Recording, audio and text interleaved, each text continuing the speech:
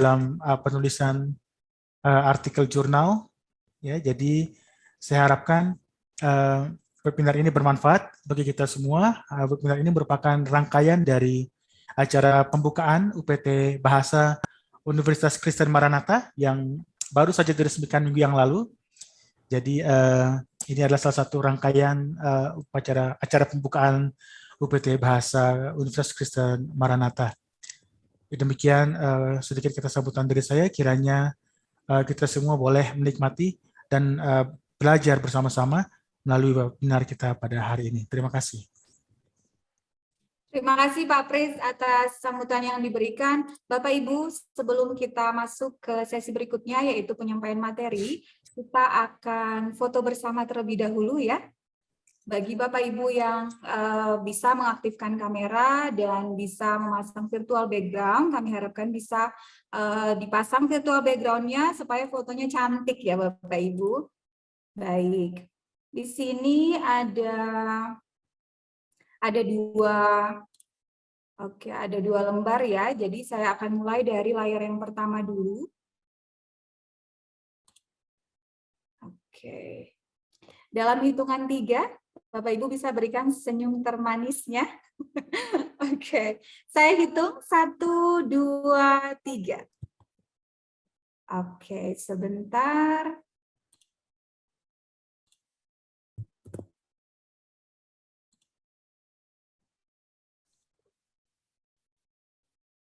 Oke, baik. Untuk yang layar kedua, silakan Bapak Ibu senyum terbaiknya. Oke, saya hitung 1, 2, 3. Oke.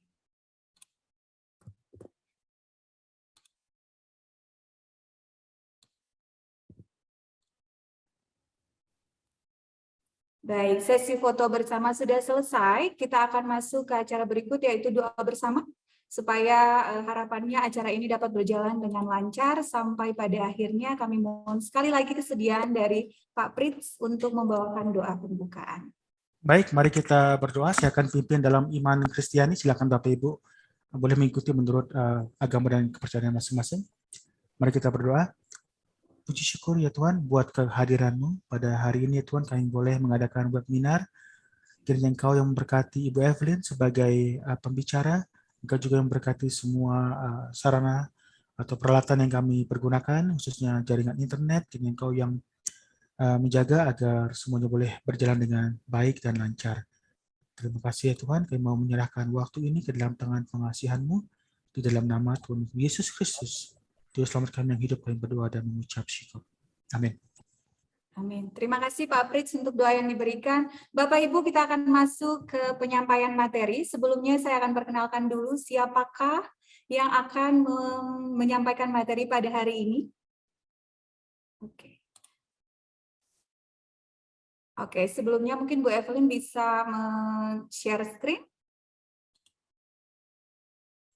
Belum dikasih aksesnya Bu Vera. Oke, oh, mohon maaf.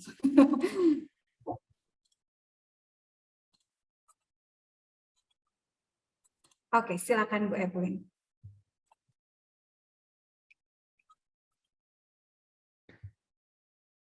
Sudah terlihat Bu Vera? Sudah, terima kasih Bu Evelyn. Ya, sebelum Bu Evelyn akan menyampaikan materi, saya perkenalkan dulu siapakah Bu Evelyn ini, Bapak Ibu. Bu Evelyn Hendriana SE MSI PhD, beliau lulus dari Putra Business School Universitas Putra Malaysia dengan jurusan marketing. Kemudian beliau juga menjabat sebagai asisten profesor dan Deputy Head of Master of Business Management at BINUS Business School Master Program di Bina Nusantara University. Beliau juga masuk dalam marketing in Asia Group or MAG, ya, Scholars Ambassador for Indonesia, dan beliau adalah reviewer for Asia Pacific Journal of Marketing and Logistics, International Journal of Technology Marketing, Place Branding and Public Diplomacy, and Contemporary Management Research, Academy of Time and Information System Research. Beliau juga memiliki research interest in consumer behavior, international marketing, tourism marketing, social media marketing, brand management, sustainability marketing, and e-business. Bapak Ibu, tanpa berlama-lama lagi, saya berikan waktu dan kesempatan kepada Ibu Evelyn Hendriana. Silakan Ibu. Baik, terima kasih Bu Vera dan Pak Fritz yang mempercayakan sesi ini ke saya. Saya juga ucapkan terima kasih ke Pak Louis dari Pinnacle, dan tadi saya lihat ada Pak Imam dari National Geographic. Jadi di sini mungkin kalau dibilang saya sebagai pembicara lebih tepat kalau saya bilang sesi sharing ya Bapak Ibu, karena ini adalah Bapak Ibu dosen yang saya yakin punya kemampuan riset yang mumpuni juga. Nah, mungkin di sini yang akan saya share adalah beberapa tips tentang bagaimana sih untuk mempublikasikan artikel jurnal di level jurnal yang terindeks Scopus. Nah, untuk di awal, kira-kira menurut Bapak Ibu ini dari pengalaman, hal-hal apa yang membuat kita sebagai peneliti ini mengalami kesulitan atau kendala pada saat ingin mempublikasikan di jurnal bereputasi seperti yang terindeks di Scopus? Mungkin boleh share Bapak Ibu?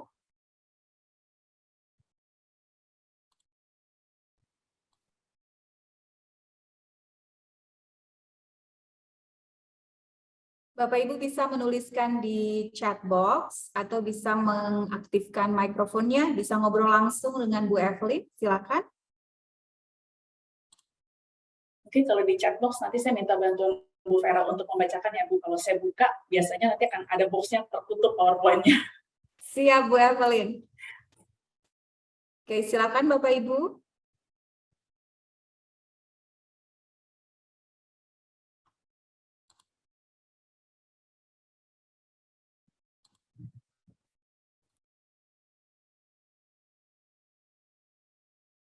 Oke, mungkin masih malu-malu Bu Evelyn. Masih di awal gitu ya. Nggak apa-apa Bapak Ibu. Mungkin Oh, ini ada satu Bu Evelyn. ya. Ada satu ya, memilih jurnal yang paling cocok dengan artikel katanya. Oke, terima kasih. Ini Bapak atau Ibu nih yang menjawab itu? Dari Pak Fritz. Pak Fritz. Oh, Wah, dari Pak Fritz. ya. Oke, Pak Fritz. Pak Fritz. Nah, untuk Bapak Ibu lain yang mungkin masih malu-malu, tenang kok. Saya tidak menghakimi di sini. Seperti yang saya bilang, kita sharing. Saya juga sudah tidak menggigit Bapak Ibu, jadi relax aja kalau mengungkapkan pendapat ataupun pertanyaan. Nah, mungkin sebagai gambaran, ini ada beberapa hal yang ternyata dipublikasikan tentang hal-hal apa yang biasanya membuat artikel-artikel di jurnal yang terindeks Scopus ini menolak manuskrip yang masuk ke mereka.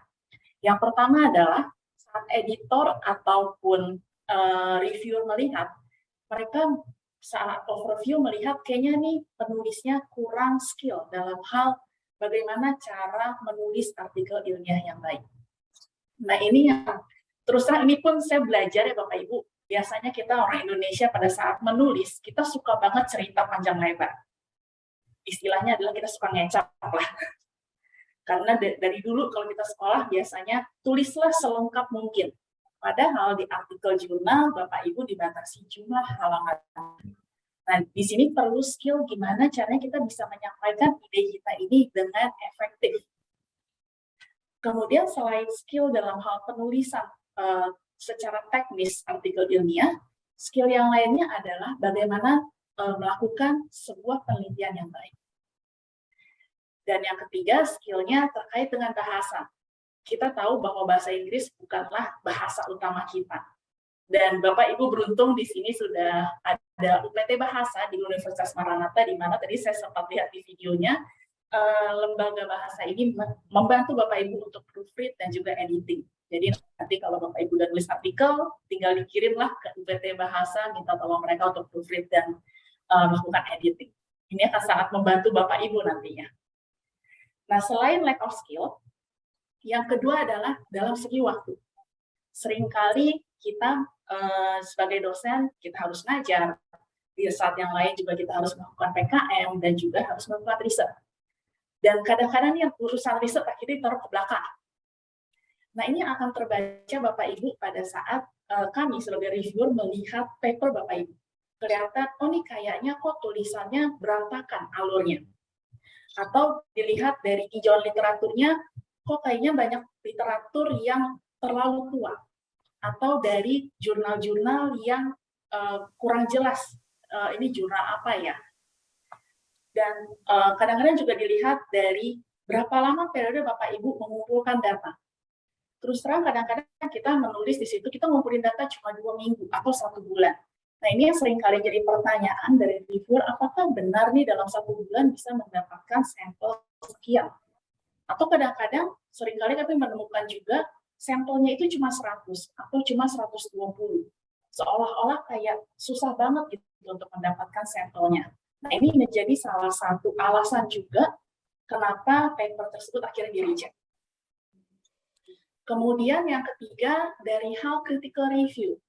Nah ini kalau Bapak Ibu sudah sering kali menulis, akhirnya lama-lama terbiasa gimana sih cara menulis sebuah paper ilmiah. Jadi agak berbeda ya Bapak Ibu dengan cara kita menulis waktu dulu skripsi di S1 ataupun tesis di S2. Kebanyakan kita lebih banyak summarizing pada saat itu. Tapi untuk jurnal internasional terindeks Scopus, yang dicari oleh editor dan reviewer itu bukan cuma sekedar summary. Yang dicari oleh mereka adalah bagaimana Bapak Ibu bisa mengkritisi pandangan-pandangan ataupun temuan dari peneliti terdahulu. Itulah pentingnya Bapak Ibu mengasah kemampuan untuk melakukan critical review. Dan yang keempat, Bapak Ibu sudah terbiasa dengan riset, sudah mengalokasikan waktu yang cukup untuk melakukan tinjauan literatur, mengembangkan tulisan, melakukan pengumpulan data, analisis, dan lain sebagainya, dan critical review. Tapi kadang-kadang sebagai akademisi kemudian kita merasa, ya udah cukuplah riset kita ini berfokusnya pada sudut pandang akademis. Nah, hal ini yang sekarang seringkali jadi perhatian dari para editor. Editor jurnal maunya adalah supaya tulisan Bapak Ibu ini bukan cuma bermanfaat untuk orang-orang di level akademis. Mereka mau paper tersebut akhirnya bermanfaat untuk masyarakat, bermanfaat untuk pengambil keputusan ataupun praktisi bisnis.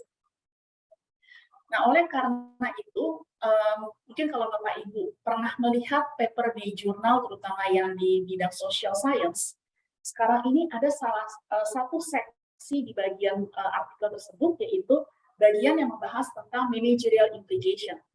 Mereka mau lihat bagaimana dari penelitian Bapak Ibu bisa bermanfaat untuk bisnis maupun pengambil keputusan. Dan yang terakhir adalah dari segi kontribusinya. Jurnal-jurnal yang bereputasi tadi, mereka biasanya nggak mau kalau cuma sekedar replikasi. Harus ada satu unsur originality atau value added yang Bapak Ibu tawarkan. Bagaimana hasil penelitian Bapak Ibu bisa mengembangkan teori yang sudah ada. Walaupun mungkin nggak sesuatu yang besar banget, bukan sesuatu yang benar-benar inovatif, yang baru banget, tapi paling nggak Bapak Ibu ada satu hal yang membedakan dengan penelitian-penelitian terdahulu. Nah ini adalah sharing beberapa hal yang perlu Bapak Ibu perhatikan pada saat mau menargetkan menulis artikel di jurnal Scopus. Dan untuk langkah-langkahnya, ini menjawab tadi yang ditanyakan oleh Pak Fritz, yaitu masalah pemilihan jurnal. Saya tuh ngalamin Pak Fritz pada saat saya nulis artikel untuk jurnal pertama kali, biasanya kita riset dulu, kita bikin papernya dulu, baru cari jurnal. Nah, ternyata baru belakangan ini saya sadar, kayaknya langkahnya salah, dan begitu saya cari beberapa artikel, ternyata justru pencarian jurnal ini harus ditaruh di awal. Baru nanti dari situ kita bergerak sampai akhirnya paper kita ini terbit di jurnal tersebut. Nah, kenapa kita perlu memilih target jurnalnya pertama kali? Pertama adalah, kalau kita udah punya ini beberapa alternatif, ini loh kita mau masukin ke jurnal A, B, dan C. Kita akhirnya bisa melihat audiens dari jurnal tersebut siapa. Sehingga pada saat kita merancang tulisan kita, ini bisa disesuaikan gaya bahasanya itu dengan si target audiens tadi. Kemudian kalau kita tahu audiensnya pun, kita bisa melihat isu apa sih yang saat ini lagi hot nih di kalangan audiens tadi, yang paling banyak dibahas, problem apa yang mereka hadapi akhir-akhir ini. Sehingga nanti pada saat kita mau mengembangkan topik penelitian kita adalah topik yang memang menjawab isu ataupun problem tadi. Kemudian yang kedua, cobalah lihat dari website jurnal tersebut apa yang menjadi tujuan dan ruang lingkup dari jurnal tersebut. Lihat apakah ide penelitian kita ini masuk dalam aim dan end scope jurnal tersebut. Dan kemudian yang seringkali terlewatkan adalah kita nggak coba mengulik artikel-artikel apa sih yang sebenarnya lebih diprioritaskan oleh jurnal tersebut. Oleh karena itu, kalau misalkan kita mau membaca jurnal tersebut dengan lebih teliti, kita bisa melihat jurnal ini sebenarnya lebih fokusnya ke jenis paper seperti apa. Ada beberapa jurnal yang cuma spesifik untuk membahas, untuk memuat research paper atau empirical paper. Sementara ada jurnal lain, selain empirical paper, mereka juga menerima jurnal yang berupa conceptual paper. Kemudian yang lainnya, ada beberapa jurnal yang mereka lebih berfokus pada penelitian yang menggunakan pendekatan kuantitatif. Sementara ada yang fokusnya hanya kualitatif, ada juga yang menerima dua-duanya. Nah, kalau kita udah tahu dari awal, berarti kita bisa menyeleksi di mana yang sebenarnya jurnal yang cocok, dan akhirnya kita rancang paper kita sesuai dengan target jurnal tadi. Dan di sini ada yang saya masukkan satu hal adalah terkait sama editor apa yang menjadi preferensi dari editor. Artikel-artikel kadang-kadang di sini si editor ternyata punya kecenderungan hal tertentu. Contoh mungkin dari pengalaman pribadi saya adalah sekitar beberapa bulan yang lalu saya sempat memasukkan ke salah satu jurnal Scopus Q2, ini tentang international education. Nah, di jurnal ini kalau dilihat aim and scope-nya, paper saya masuk ke sana. Kemudian saya baca dari beberapa artikel yang publish di jurnal tersebut dalam 3 tahun terakhir, kelihatannya masuk. Tapi setelah nunggu 2 bulan, paper saya di-reject. Dan dari pihak editor jurnal tersebut mengatakan dari segi topik yang saya angkat memang up to date dan sesuai dengan scope. Tapi mereka saat ini sedang memprioritaskan pada artikel yang menekankan pada comparative research method. Jadi di sini misalkan saya menggunakan pendekatannya membandingkan antara yang pakai kuantitatif dengan kualitatif, bagaimana ini bisa nyambung. Atau yang kedua, mereka preferensinya di sini mengatakan lebih menekankan pada yang sifatnya adalah cross-cultural. Nah, disitulah akhirnya di sini saya melihat, oh ternyata perlu juga nih melihat artikel apa sih yang sebenarnya menjadi preferensi dari editor jurnal tersebut akhir-akhir ini. Supaya seolah-olah kita nggak terjebak lah, intinya seperti itu. Kemudian juga dengan memilih beberapa target jurnal tersebut, kita bisa scanning dulu topik-topik apa yang akhir-akhir ini dibahas sehingga nanti paper kita memang masuk ke dalam topik tersebut. Dan kita juga harus punya beberapa alternatif jurnal lain ya di sini buat backup kalau misalkan di jurnal yang satu nggak tembus, Bapak Ibu masih punya alternatif preferensi jurnal yang berikutnya. Nah, setelah memilih target jurnal, yang kedua barulah kita tulis research paper-nya. Yang saya sajikan di sini adalah komponen utama dalam sebuah penelitian yang sifatnya adalah empiris. Ini adalah format utama, tapi ada beberapa bagian mungkin yang tidak dimasukkan ke beberapa jurnal tertentu. Contohnya, ada beberapa jurnal dari introduction boleh langsung ke metodologi tanpa melalui tinjauan literatur. Karena biasanya jurnal tersebut tinjauan literaturnya sudah dibahas di bagian introduction. Nah, Bapak Ibu harus melihat bagaimana struktur dari jurnal yang Bapak Ibu targetkan. Sekarang kita coba kupas kira-kira hal-hal apa sih yang perlu ditekankan di setiap bagian tersebut. Nah, nanti di sini saya akan berikan 2 contoh. Yang pertama adalah artikel saya sendiri, dan yang kedua adalah artikel dari artikel dari sebuah jurnal di mana saya menjadi reviewer dari artikel tersebut. Nah, yang pertama adalah bagian introduction. Dari pengalaman, bagian introduction adalah salah satu bagian yang memakan waktu cukup banyak untuk bisa membuat narasi yang bisa membuat si pembaca itu engage dengan artikel kita.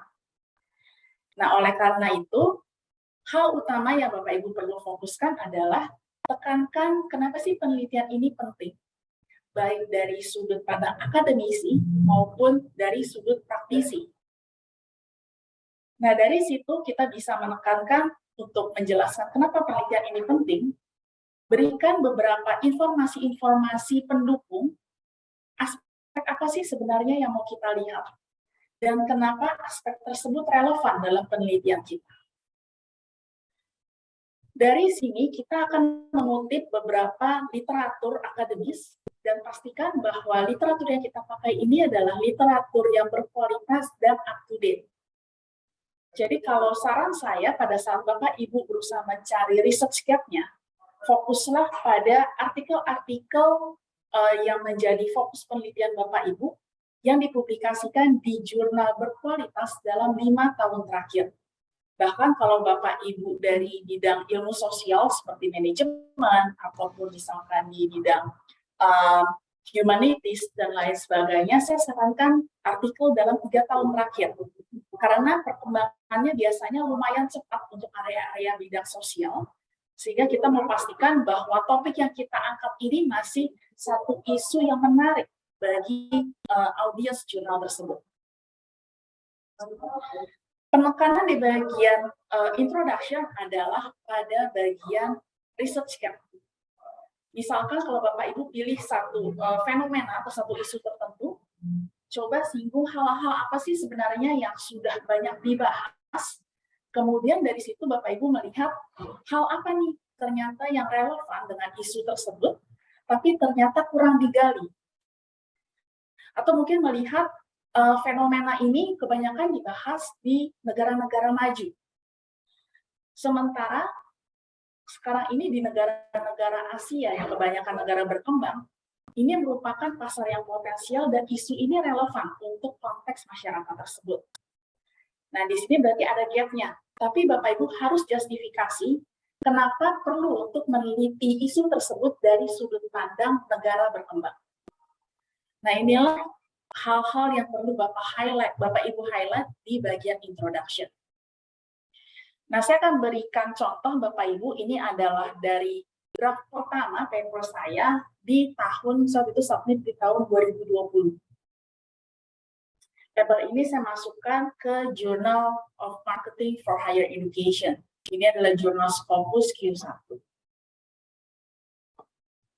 Yang Bapak Ibu lihat di slide ini cuma cuplikan dari bagian introduction.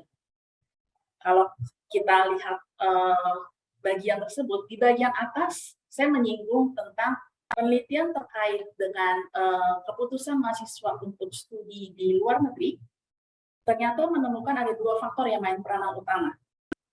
Destination image atau tujuan, dan yang kedua adalah institution image, bagaimana persepsi mereka terhadap institusi yang mereka tuju. Kemudian dari situ penekanannya saya mau melihat dari salah satu variabelnya yaitu country image. Di sini setelah saya gali-gali berbagai artikel, ketemulah bahwa country image ini kebanyakan dibahasnya di international marketing, bukan di konteks untuk education tourism. Di international education pun, ternyata country image ini cuma sekedar agregat country image, jadi lihat country image secara keseluruhan. Sementara setelah melihat literatur di international marketing, country image ini punya beberapa dimensi. 2 dimensi utamanya kognitif sama afektif, dan ini yang saya tekankan di paragraf yang kedua. Walaupun ada 2 dimensi itu, tetapi penelitian kebanyakan hanya fokus ke 1 dimensi. Dan akhir-akhir ini muncul 1 dimensi lain, yaitu country personality. Nah, ini yang menjadi dasar saya untuk membangun ini loh gap-nya. Tapi ternyata reviewer dari jurnal tersebut meminta untuk dielaborasi lebih lanjut. Kenapa nggak cukup hanya melihat country image secara agregat? Kenapa harus dilihat untuk setiap dimensi-dimensi tersebut? Jadi Bapak Ibu pada saat merancang bagian introduction, jangan cuma sekedar menyatakan hanya sedikit penelitian membahas tentang variabel X, tapi harus ada elaborasinya. Ini untuk menjelaskan kenapa variabel tersebut relevan untuk diangkat, dan kira-kira bagaimana hal ini bisa memberikan kontribusi bagi pemahaman mengenai isu yang Bapak Ibu angkat. Nah, dari komentar tersebut, akhirnya di sini saya revisi, cukup banyak yang direvisi. Ini adalah graf yang kedua yang akhirnya terbit. Akhirnya di sini saya kupas tentang kenapa sih country image ini yang merupakan bagian dari country branding itu penting, dan bagaimana setiap dimensi ini akhirnya bisa memainkan peranan dalam keputusan pembelian. Dalam hal ini adalah keputusan calon mahasiswa memilih mau studi di mana.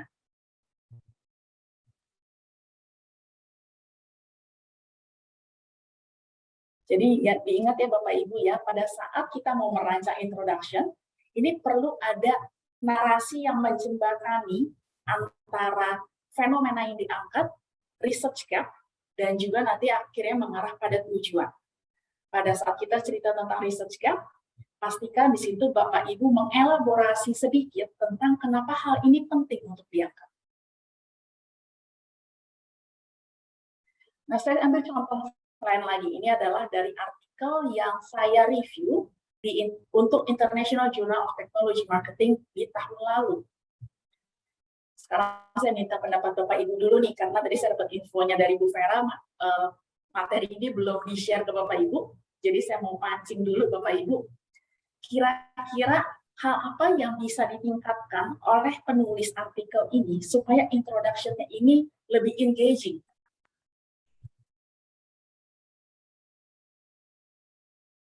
Atau mungkin ada hal-hal yang perlu direvisi lagi, kira-kira gimana?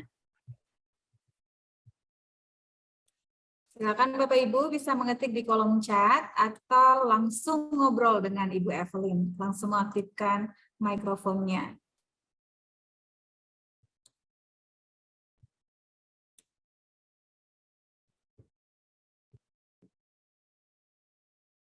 Ada mungkin yang mau sharing? Ini lebih ke sharing ya Bu Evelyn ya? Sharing.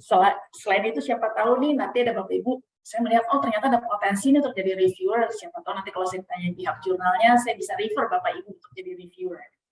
Nah itu dia, menarik sekali ya Bapak Ibu ya. Oke, ada yang mau share? Ini share dengan proyeksi bisa menjadi reviewer Bu Evelyn begitu ya? Siapa tahu bisa dinominasikan untuk jadi reviewer nanti. Betul, oke. Ada yang berminat Bapak Ibu? Share mungkin? Atau mau ngobrol langsung dengan Bu Evelyn? Silakan. Tinggal unmute mikrofonnya.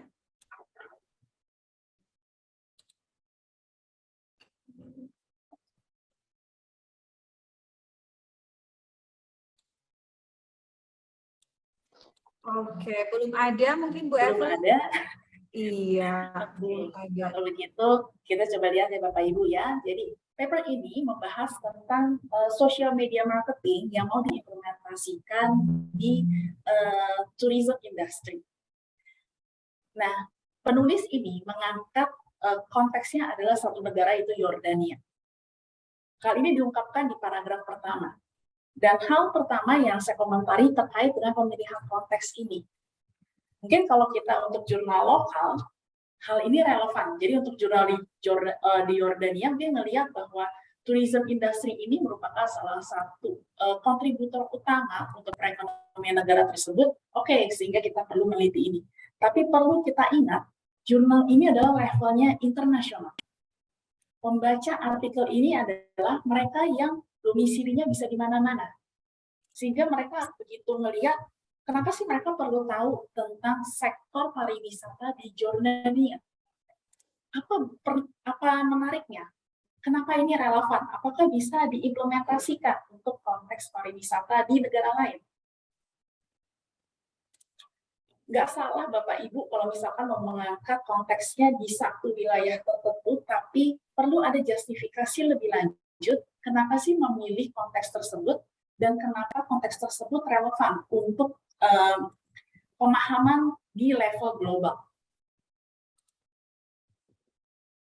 Kemudian yang kedua, masih di bagian ini adalah dia mau mengangkat tentang peranan social media marketing untuk menarik wisatawan untuk menuju Yordania dengan menggunakan teori of planned behavior. Nah, ini adalah satu teori klasik di bidang psikologi dan paling banyak juga digunakan untuk menjelaskan berbagai fenomena di marketing. Tapi hal ini nggak dijelaskan oleh penulis tersebut. Kenapa sih menurut mereka teori tersebut relevan untuk menjelaskan fenomena tersebut? Paling enggak, pada saat kita mau mencantumkan, kita mau pakai teori apa? Bapak Ibu perlu masukkan 1 atau 2 kalimat untuk menjustifikasi relevansi dari teori tadi. Kenapa teori ini yang dianggap tepat? Dan yang ketiga, Bapak Ibu perlu review lagi pada saat penyampaiannya, jangan sampai kejadian seperti yang dilakukan penulis ini. Awalnya mereka mencantumkan bahwa paper ini akan memasukkan user-generated content, bagian dari social media marketing, untuk menjelaskan visiting intention dengan menggunakan 4 mediator. Dan mediator ini yang diambil dari theory of planned behavior. Kemudian di sini awalnya bilang mediator, tapi totonya di belakangnya ditulisnya sebagai moderator. Definisi dari variabel mediating dengan variabel yang masuk kategorinya adalah moderating variable, mediating dengan moderating, ini adalah konteks yang berbeda. Nah, ini yang kenapa akhirnya saya muncul dengan komentar, ini kok penjelasannya jadi kayak campur aduk. Sebenarnya 4 variabel lainnya yang mau diangkat ini apa? Apakah peranannya sebagai variabel mediasi atau sebagai variabel moderasi?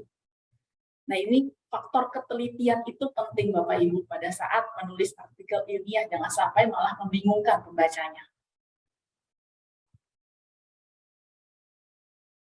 Nah, kalau tadi introduction, kemudian masuklah kita ke bagian tinjauan literatur. Nah, tinjauan literatur ini membutuhkan upaya Bapak Ibu untuk mengeksplorasi secara mendalam tentang teori apa yang mau dipakai dan juga variabel-variabelnya.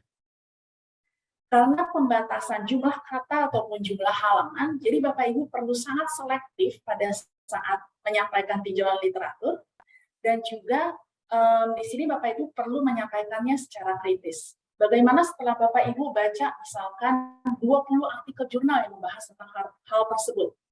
Bagaimana Bapak Ibu bisa mencari benang merah dari artikel-artikel yang Bapak Ibu baca? Ada hal-hal kesamaan apa nih antar artikel tersebut? Atau justru menemukan ada hal yang kontradiktif antar artikel? Nah, hal-hal itu yang perlu Bapak Ibu angkat dalam tinjauan literatur. Bapak Ibu perlu menghindari elaborasi yang ternyata nggak memberi nilai tambah terhadap pemahaman si pembaca artikel tersebut atas isu penelitian yang diangkat oleh Bapak Ibu. Kuncinya di sini untuk tinjauan literatur adalah yang saya ungkapkan di poin yang kedua, harus selektif, kemudian penjelasannya harus mendalam, dan juga harus menyampaikannya secara kritis. Nah, di sini saya ambil contoh dari artikel kedua yang tadi saya jadikan contoh. Di sini tadi dia menggunakan theory of planned behavior sebagai teori utamanya. Salah satu variabelnya adalah perceived behavior control. Di paragraf pertama di sini penulisnya mengajukan beberapa definisi dari perceived behavior control atau saya disingkat sebagai PBC. Kemudian di paragraf berikutnya menjelaskan bahwa variabel tersebut sudah banyak diangkat di beberapa penelitian di area mana saja. Kemudian bagaimana variabel ini bisa memperkaya theory of planned behavior. Kemudian ceritanya lompat. Tiba-tiba menyambung di sini bagaimana user-generated content bisa mempengaruhi perceived behavior control yang ditemukan pada penelitian si A, si B, si C. Muncullah tiba-tiba penyataan hipotesis di mana user-generated content bisa berpengaruh positif terhadap PBC. Pada saat Bapak Ibu mengembangkan hipotesis, bukan sekedar menyampaikan bagaimana penelitian terdahulu menemukan hal tadi. Hasil-hasil penelitian terdahulu itu hanya sebagai pendukung. Yang dicari oleh reviewer, editor, maupun nanti pembaca artikel Bapak Ibu adalah mereka mau bisa memahami bagaimana sih di sini misalkan user-generated content ini akhirnya bisa mempengaruhi perceived behavioral control.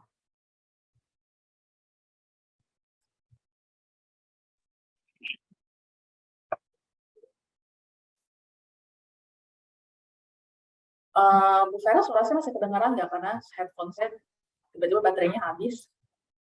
Masih Bu, masih kedengaran. Terdengar ya? Nah, ini yang waktu itu saya komentari, Bapak Ibu. Pada saat pengembangan hipotesis, faktor utama yang ditekankan justru adalah penjelasan kenapa dan bagaimana relasi tersebut bisa terbangun. Jadi seharusnya si penulis artikel ini menjelaskan bagaimana social media marketing, khususnya di sini adalah user-generated content, bisa mempengaruhi atau bisa membentuk perceived behavioral control. Prosesnya itu seperti apa? Jadi begitu orang membaca cerita tadi, mereka langsung paham secara logika, oh begini loh kejadiannya, sehingga relasi ini akhirnya bisa terbangun. Baru setelah kita jelaskan prosesnya, kita dukung penjelasan tersebut dengan menyampaikan hasil penelitian yang mana saja yang sudah membuktikan adanya relasi dari variabel independen tersebut terhadap variabel dependennya.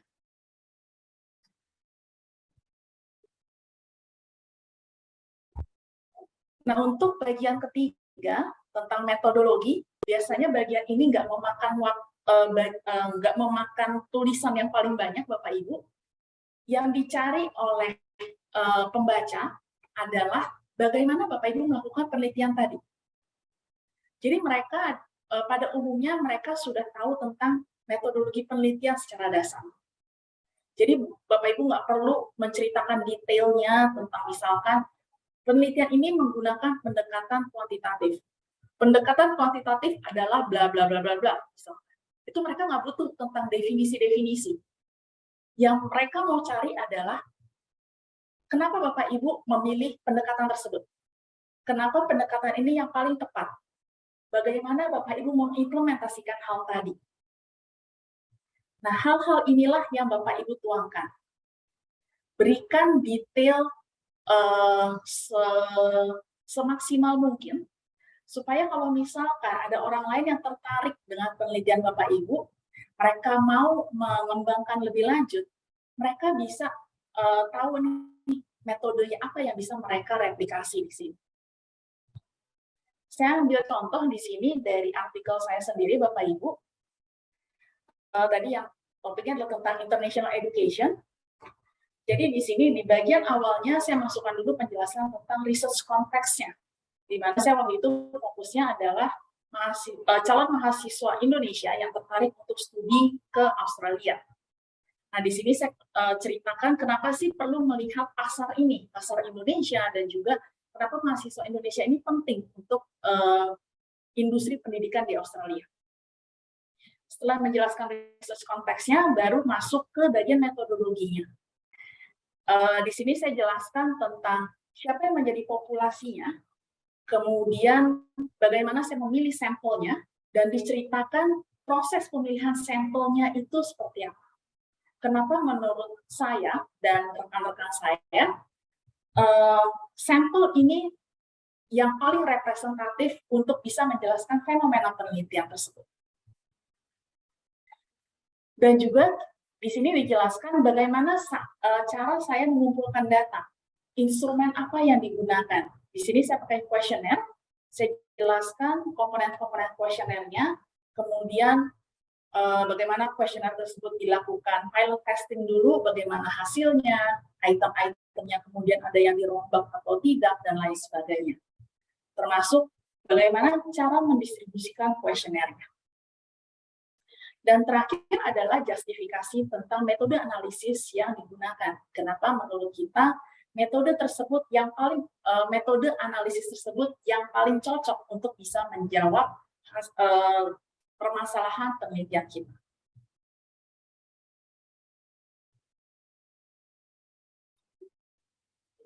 Setelah kita ceritakan tentang hal-hal apa yang kita lakukan untuk menjawab penelitian permasalahan penelitian tersebut, kita masuk ke hasil. Nah, bagian hasil perlu Bapak Ibu bedakan dengan bagian diskusi. Hasil ini yang hanya benar-benar hasilnya saja Bapak Ibu. Jadi kalau Bapak Ibu menggunakan pendekatan kuantitatif, maka informasinya yang disampaikan adalah terkait dengan profil responden, kemudian uji validitas reliabilitasnya, dan hasil uji hipotesisnya. Sajikan informasi-informasi tersebut secara berurutan.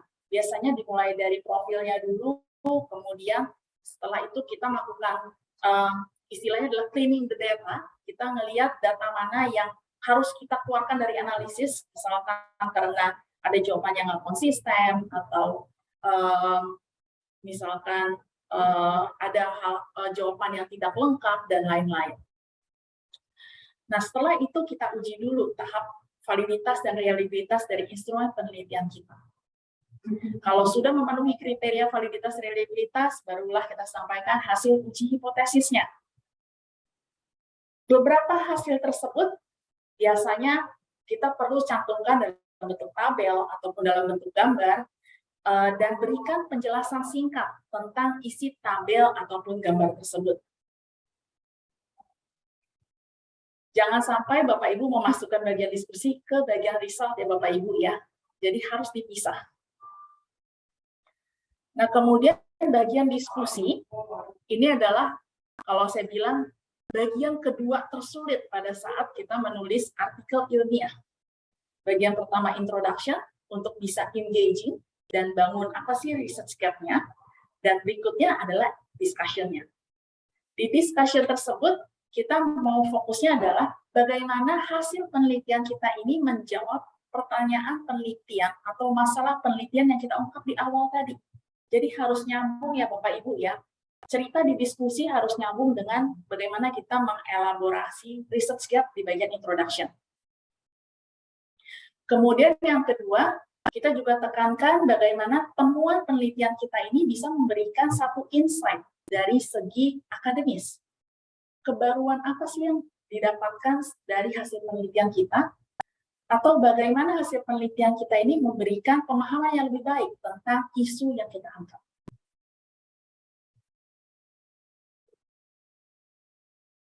Dan penyampaian bagian discussion fokus pada hal-hal yang penting. Kemudian kita perlu mendiskusikan bagaimana hasil penelitian kita ini sesuai dengan teori yang ada, atau justru mungkin kita menemukan hal yang berbeda dengan teori ataupun hasil penelitian terdahulu.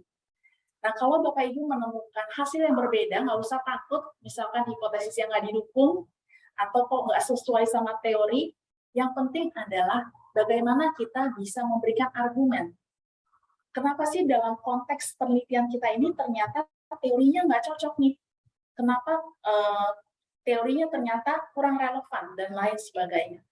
Nah, untuk itu Bapak Ibu perlu skill khusus di mana menyajikan argumen secara meyakinkan.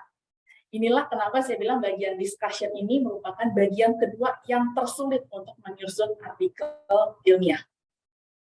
Karena bagaimana kita bisa memberikan satu penjelasan yang baik, yang meyakinkan, tapi juga di sini harus didukung dengan data-data yang kita miliki.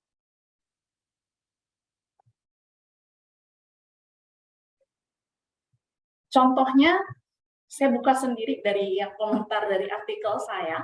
Jadi ini seolah-olah kayak membuka kelemahan dari artikel saya sendiri. Di sini si reviewer mengomentari terkait dengan introduction dengan bagian discussion. Jadi di bagian akhir introduction saya menyatakan tujuan penelitian saya adalah ini. Jadi kemudian reviewernya mengomentari tujuan penelitian ini kan untuk mengisi kesenjangan di situ berupa bagaimana dimensi-dimensi dari country image, termasuk di sini country personality ini bisa mempengaruhi keputusan dari calon mahasiswa untuk studi di luar negeri. Nah, Reviewer ini menyarankan supaya meng-highlight hal tersebut di bagian diskusi. Jadi lebih banyak dikupas tentang bagaimana hasil saya ini bisa menjawab nih tentang hasil ini menjawab gap tadi. Nah, waktu saya menyajikan diskusi setelah saya lihat lagi dari komentar ini, saya melihat, oh iya ya, saya menyajikan itu secara kronologis, cuma sekedar mengurutkan faktor apa yang paling penting pertama yang mempengaruhi keputusan, kemudian faktor ini dipengaruhi oleh hal-hal yang mana. Tapi saya kurang menekankan bagaimana hal ini mendukung atau justru tidak sesuai dengan teori yang ada. Nah, dari hasil komentar dari input yang disampaikan oleh reviewer ini, akhirnya saya rombak bagian diskusinya. Saya bagi jadi dua, ada theoretical contribution, ada theoretical implication dengan manager implication. Nah, terkait dengan komentar dari reviewer tadi, ini adalah terkait dengan theoretical implication-nya. Akhirnya di sini saya singgung, kupas lagi sedikit tentang ini loh gap yang mau saya jawab, dan kemudian bagaimana penelitian saya ini menjawab gap tadi, itu saya ungkapkan di paragraf pertama. Untuk detail penjelasannya, ini disajikan di paragraf-paragraf berikutnya. Jadi pada saat menyampaikan diskusi, mulai lagi Bapak Ibu perlu kayak mengingatkan kembali kepada pembacanya, research gap apa sih yang mau dijawab, bagaimana hasil penelitian Bapak Ibu menjawab gap tersebut sebelum menjabarkan lebih lanjut secara detail tentang hasil penelitian Bapak Ibu. Nah, di bagian discussion ini Bapak Ibu selain mengacu pada hasil pengujian hipotesis, perlu meninjau lagi bagaimana teori yang kita pakai, kemudian apakah hasil kita ini konsisten atau tidak konsisten dengan temuan terdahulu. Dan sebisa mungkin Bapak Ibu juga masukkan penjelasan terkait dengan konteks penelitian Bapak Ibu. Kenapa hasilnya seperti ini untuk konteks penelitian Bapak Ibu? Mungkin ini terkait dengan karakteristik populasi penelitian Bapak Ibu, atau terkait dengan konteks negara yang diteliti, ataupun area industri yang Bapak Ibu teliti. Nah, itu semua Bapak Ibu sajikan di bagian ini.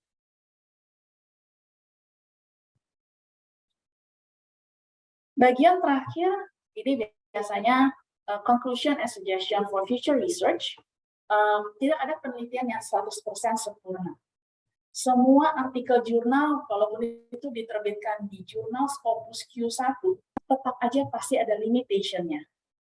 Yang penting adalah kita mengakui apa yang menjadi keterbatasan penelitian kita, karena hal ini bisa menjadi area bagi peneliti selanjutnya untuk mengembangkan dari topik ataupun paper yang Bapak Ibu susun.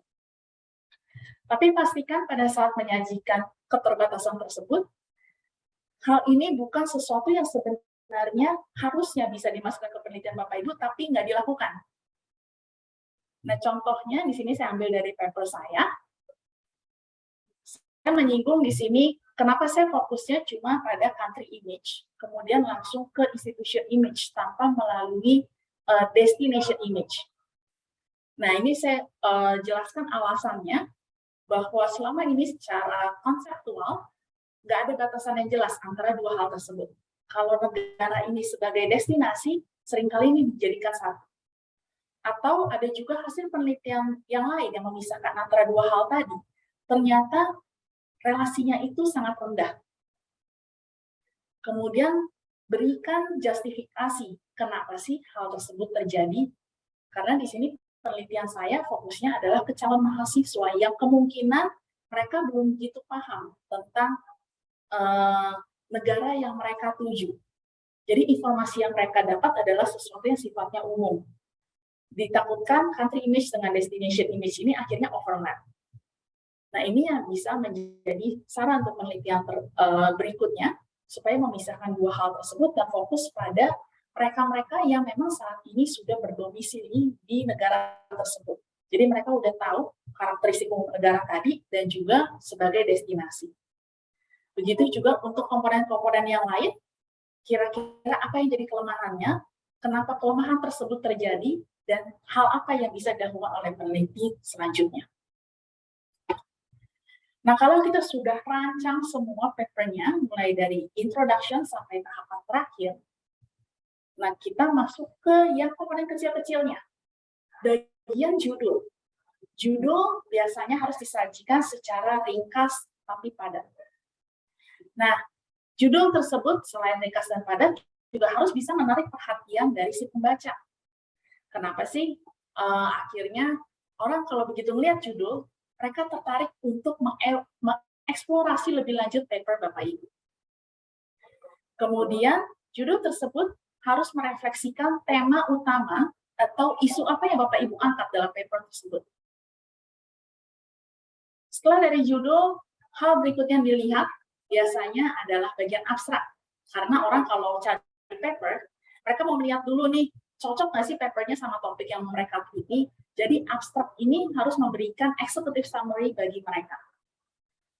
Bapak Ibu perlu mencantumkan isu apa yang Bapak Ibu angkat, kenapa meneliti hal tersebut, jadi seberapa penting hal tadi, tujuannya apa, metodologi yang dilakukan, dan temuan utama. Itu adalah 5 komponen utama.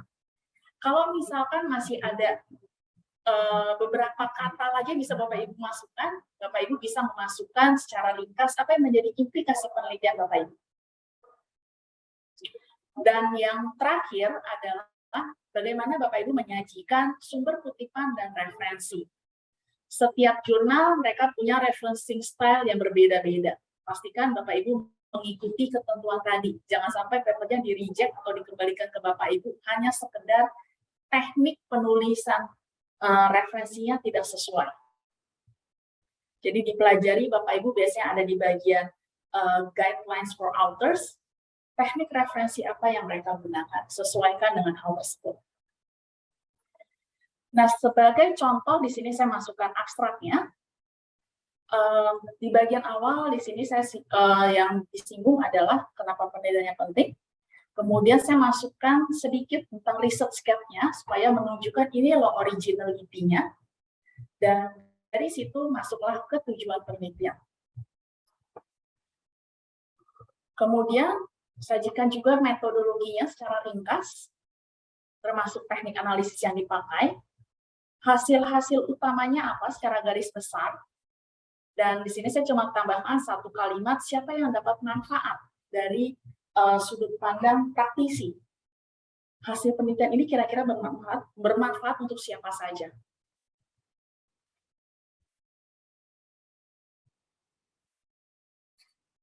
Nah, setelah kita selesaikan manuskripnya, kita udah tahu tadi target jurnalnya yang mana, dari tahap pertama kita kirimkan, dan paper Bapak Ibu akan melalui proses peer review. Jadi adalah cycle-nya Bapak Ibu untuk tahap peer review, biasanya editor akan pertama-tama setelah menerima paper Bapak Ibu melakukan desk review, melihat dengan skimming, melihat paper Bapak Ibu ini masuk nggak sih dalam scope mereka, kemudian ada apakah memenuhi kriteria-kriteria dari sebuah artikel ilmiah yang sesuai standar jurnal tersebut.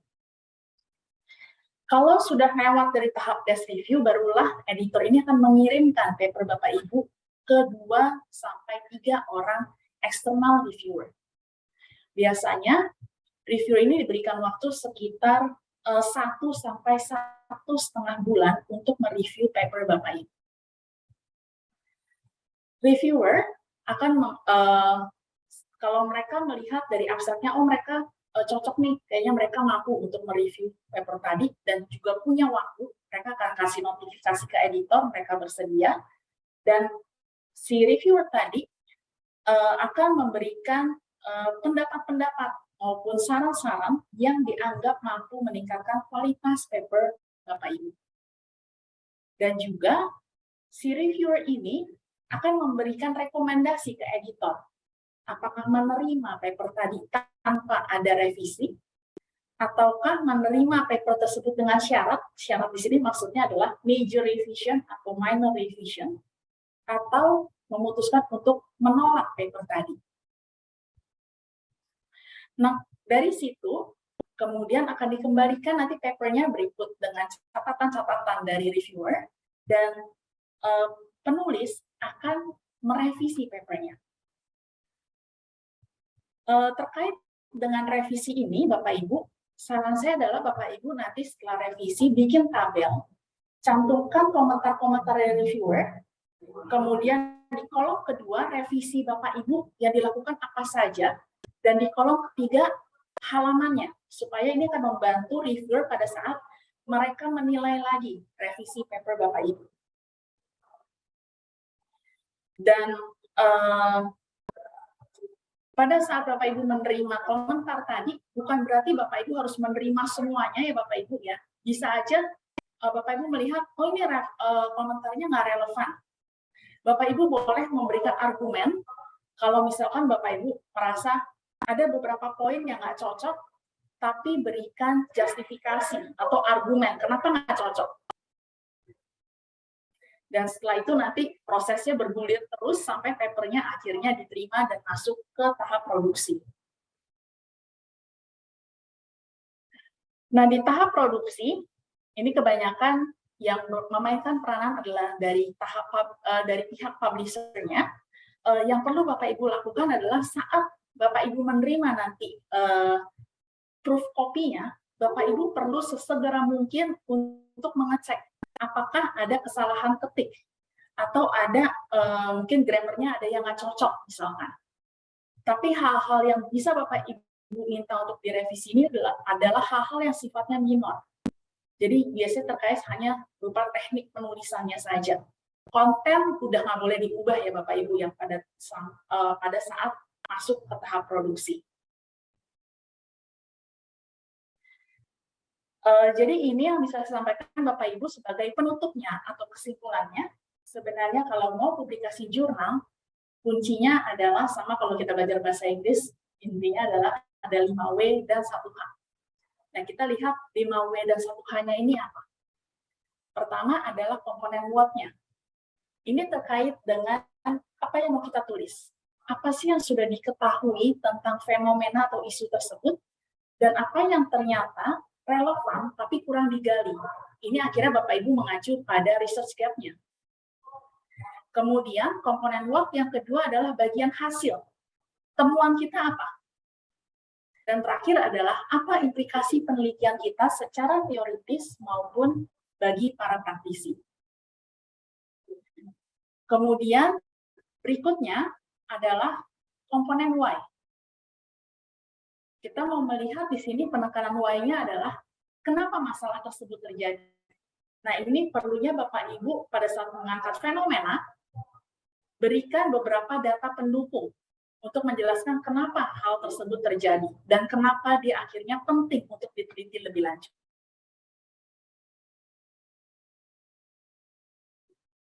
Komponen ketiga adalah bagian how-nya. How di sini mengacu pada metodologi yang Bapak Ibu gunakan. Bagaimana Bapak Ibu akhirnya bisa menjawab permasalahan penelitian Bapak Ibu. Kemudian juga bagaimana hasil penelitian Bapak Ibu mendukung atau justru tidak mendukung teori yang ada. Bapak Ibu perlu melakukan justifikasi tentang bagaimana mengelaborasi temuan tadi. Kemudian komponen keempat adalah when. When ini mengacu pada kapan fenomena ini terjadi. Kayak misalkan kita bicara mungkin terkaitnya dengan kondisi pandemi. Paper Bapak Ibu bukan cuma untuk kondisi saat ini, tapi mungkin akan dibaca oleh orang lain 10 tahun lagi atau bahkan lebih. Nah, di situ Bapak Ibu perlu menjelaskan fenomena ini terjadi pada saat kapan.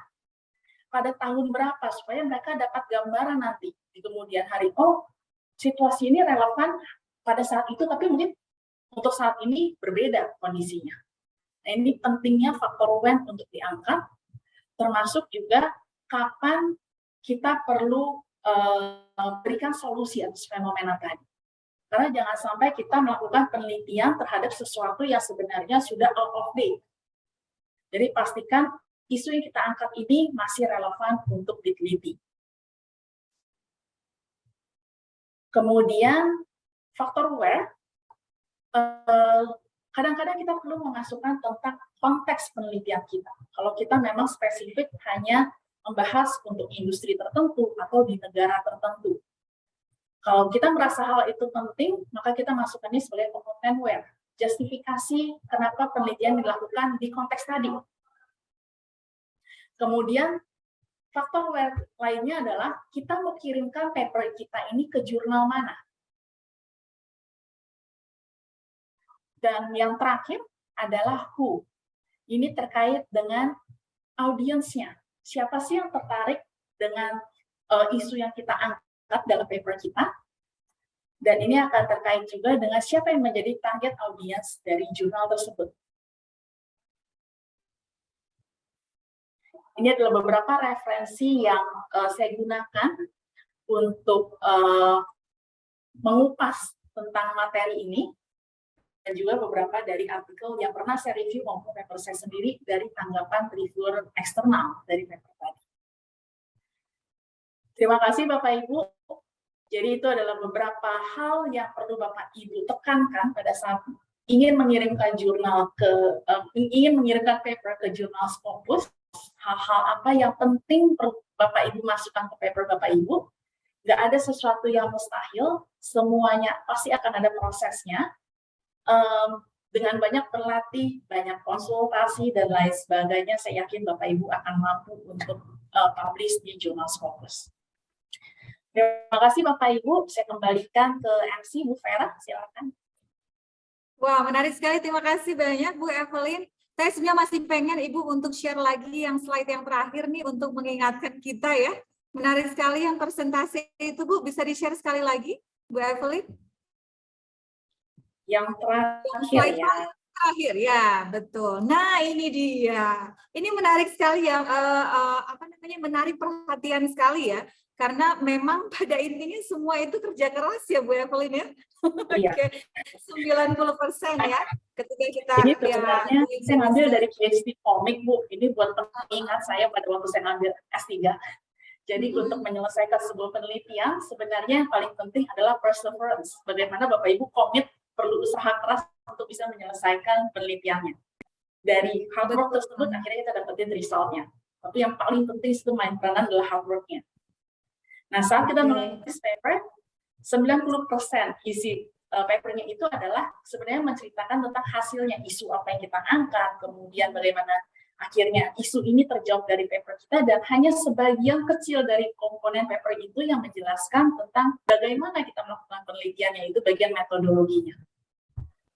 Oke, wow, oke. Ini cukup membuka ya untuk saya pribadi, membuka, memberikan insight yang cukup dalam ya Bu ya, terutama yang writing about research itu adalah 10% menulis tentang how you did it, tapi lebih ke 90% menulis tentang hasilnya ya. Oke, kebanyakan kalau saya kayaknya kalau lihat yang dulu-dulu saya tulis ini kebanyakan how-nya itu kayaknya 70% deh Bu. Iya, biasanya cuma sedikit kok metodologi. Betul, oke. Nah, kita sudah punya beberapa pertanyaan nih. Sebelumnya saya mau ingatkan kembali Bapak Ibu, jangan lupa untuk mengisi link presensi. Saya akan kirimkan lagi di kolom chat. Dan kita sudah punya beberapa penanya. Bahkan ada yang bertanya sebelum dimulai sebetulnya ya. Tapi saya simpan dulu biar nggak mengganggu ya. Nah, sekarang kita akan bacakan satu persatu, tapi sebelum saya bacakan pertanyaannya, Bu Evelyn, saya menginfokan dulu buat Bapak Ibu peserta, Bapak Ibu dosen, bahwa siapa yang aktif bertanya akan memperoleh voucher menarik nih. Ini sudah ada di tangan saya, nih nggak kelihatan ya. Voucher menarik dari Jogja. Oke, Bapak Ibu bisa belanja nih dengan voucher. Kita juga punya hadiah tumbler khusus dari UPT Bahasa. Oke, biar banyak yang nanya nih ya. Oke, sudah siap Bu Evelyn? Kita akan masuk ke sesi tanya jawab ya. Boleh. Oke, saya akan bacakan pertanyaan pertama. Sebentar, yang mana nih? Wah, banyak nih, ribuan yang nanya Bu Evelyn. Oke. Langsung saya duluan nih dengarnya ribuan pertanyaannya. Oke, yang pertama dari Ibu Lois. Ada di mana Kak Ibu Lois? Masih bersama kita? Oke, beliau, ini saya kurang tahu apakah bertanya atau memberikan sharing ya Bu Lois ya, tapi saya coba bacakan. Beliau menulis jurnal sosial, khususnya seni rupa dan desain, yang mudah diterima dan tidak berbayar, Bu Evelyn? Ini mungkin menanyakan informasi ya, Bu Lois ya? Oh, Iya betul Bu. oke, Bu Lois, mohon maaf saya nggak bisa jawab Bu Lois karena bukan bidang saya untuk seni rupa dan desain, karena saya bidangnya lebih ke bisnis, manajemen, dan marketing, jadi saya kurang tahu tentang jurnal di bidang Ibu. Jadi mohon maaf sekali Bu Lois, saya nggak bisa memberikan input terkait dengan jurnal tersebut. Oke, right. Mungkin untuk Bu Boleh Lois, bertanya Bu jurnal- kalau boleh bertanya Bu, Iya, boleh. jurnal Scopus selalu berbayar atau apakah ada yang tidak berbayar sepanjang Ibu Evelyn tahu gitu? Oke. Mungkin dari pengalaman ya Bu ya, kalau saya untuk di bidang manajemen itu sebenarnya cukup banyak Bu jurnal yang tidak berbayar. Tapi memang kalau kita lihat perbedaan antara jurnal berbayar dan tidak berbayar, saya yakin Ibu pasti pernah dengar istilah yang predatory journal ya Bu ya. Nah, biasanya predatory journal ini adalah jurnal-jurnal berbayar di mana di jurnal tersebut kriteria untuk reviewnya itu tidak terlalu rigid. Nah, kalau Bapak Ibu misalkan tertarik untuk publikasi benar-benar di jurnal yang bagus, cobalah ke jurnal yang tidak berbayar. Mungkin saya bisa kasih beberapa referensi untuk publisher-nya ya mungkin ya Bu ya, nanti dilihat ada nggak untuk bidang Ibu. Biasanya kalau saya menargetkan pertama adalah jurnalnya Emerald. Kemudian yang kedua dari Taylor and Francis, atau Taylor Francis kayaknya sekarang gabung dengan Routledge. Ketiga adalah Springer. Kemudian ada jurnal dari Sage. Dan yang terakhir adalah dari Wiley. Nah, Ibu coba buka-buka nih dari publisher tersebut, kemudian coba masukkan untuk area Ibu, ada nggak jurnal yang diterbitkan oleh jurnal tersebut. Karena biasanya jurnal-jurnal tersebut adalah jurnal yang reputasinya baik.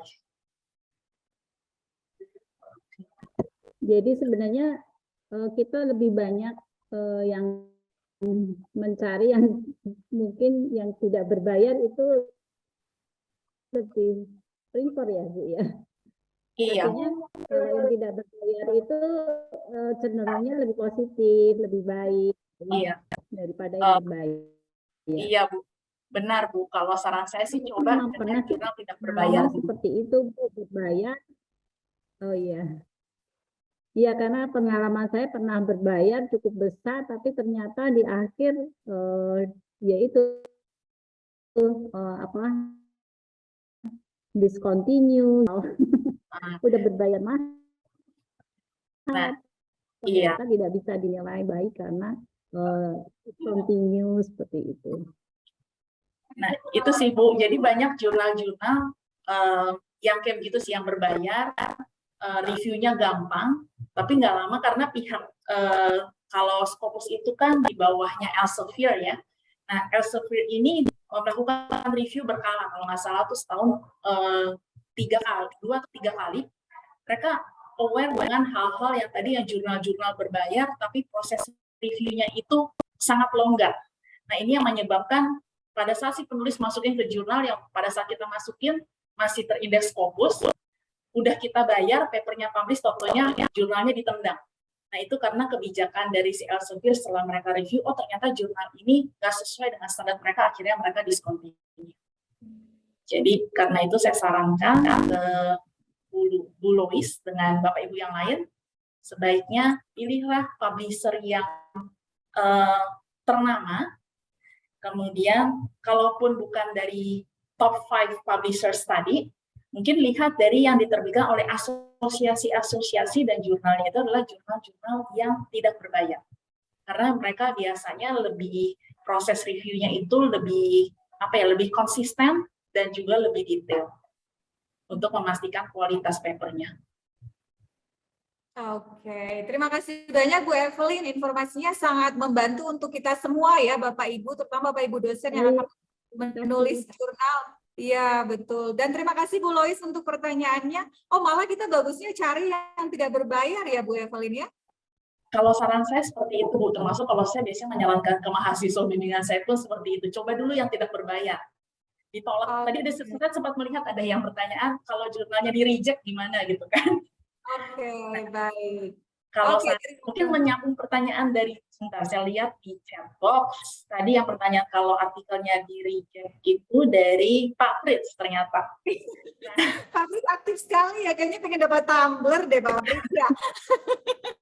Nah, Oke, sebelum ke Pak Fritz, kalau misalkan di-reject, biasanya kalau jurnal yang bagus walaupun di-reject, pihak editornya akan memberikan poin-poinnya, hal-hal apa yang bisa ditingkatkan dari paper Bapak Ibu, dan kemudian mereka memberikan kayak kesempatan bagi Bapak Ibu, kalau udah memperbaiki, bisa resubmit lagi, tapi akan melalui proses review dari awal lagi. Nah, Bapak Ibu berarti masih bisa peluang untuk masuk ke jurnal tadi, tapi dengan melakukan revisi-revisi, biasanya revisinya amat sangat major, sehingga mereka akhirnya reject, atau Bapak Ibu pindah ke jurnal yang lain. Misalkan nih, pertamanya Bapak Ibu menargetkan jurnal Scopus first quartile, jadi Q1. Jurnalnya di reject, ada beberapa poin, kemudian Bapak Ibu revisi, Bapak Ibu mungkin pikir, aduh jangan masukin jurnal ini lagi deh, ketinggian kayaknya. Nah, Bapak Ibu bisa masukin paper yang setelah direvisi ini ke jurnal mungkin yang ranking 2-nya. Jadi jangan putus asa ya Pak Fritz, kalau misalkan di reject masih ada kesempatan yang lain, carilah jurnal yang lainnya. Bisa yang jurnal yang selevel atau jurnal yang levelnya lebih rendah. Oke. Menjawab ya Pak Fritz ya? Oke, makanya tadi kembali lagi ke 90% perseverance ya Bu Evelyn ya. Jangan menyerah. Jangan menyerah. Oke, kita masuk ke pertanyaan berikut. Wah, ini yang terkasih Ibu Evelyn dari Bu Tan Li. Oke, mudah-mudahan saya menyebutkan namanya benar ya. Menurut pemaparan Ibu mengenai literatur yang diinginkan, seharusnya tahun terbitan tidak terlalu ketinggalan. Namun referensi di teknik sipil banyak yang sudah lama. Bagaimana menyiasati hal tersebut? Silakan. Oke, terima kasih Bu Tan Li Ing. Jadi kalau menurut saya gini, memang ada beberapa bidang yang kayaknya referensi-referensinya kurang cepat berubahnya. Kalau menurut saya, paling nggak di bagian introduction-nya, saat kita mau mengangkat tentang research gap-nya, coba nanti Ibu review nih, hal-hal apa sih yang banyak dibahas di artikel-artikel yang 5 tahun terakhir. Jadi kalau bidang teknis sekitar 5 atau mungkin 10 tahun terakhir lah. Nah, dari situ jadi Ibu bisa dapat gambaran fenomenanya ini masih happening nih, masih relevan untuk praktisi-praktisi di teknik sipil. Problemnya masih perlu kita pecahkan lagi. Ini yang sebenarnya untuk membangun di bagian introduction-nya. Nah, kalau di bagian literature review, kalau kita ngomongin teori, kita ngomongin tentang sesuatu yang kontekstual, kadang-kadang memang referensinya itu referensi yang lama. Tapi pada saat kita mau mengembangkan, saya nggak tahu kalau teknik sipil ini apakah pakai pengujian hipotesis atau enggak.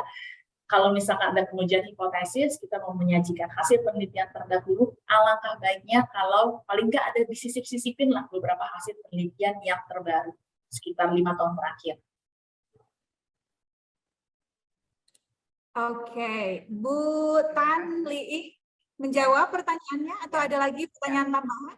Ada pertanyaan tambahan tadi Bu, kalau untuk proses validasi sama reliabilitas, itu apakah harus kita selalu cantumkan di dalam paper atau kita hanya bisa menguraikan, boleh nggak hanya diuraikan? Atau prosesnya kita harus cantumkan? Oke, terima kasih Bu.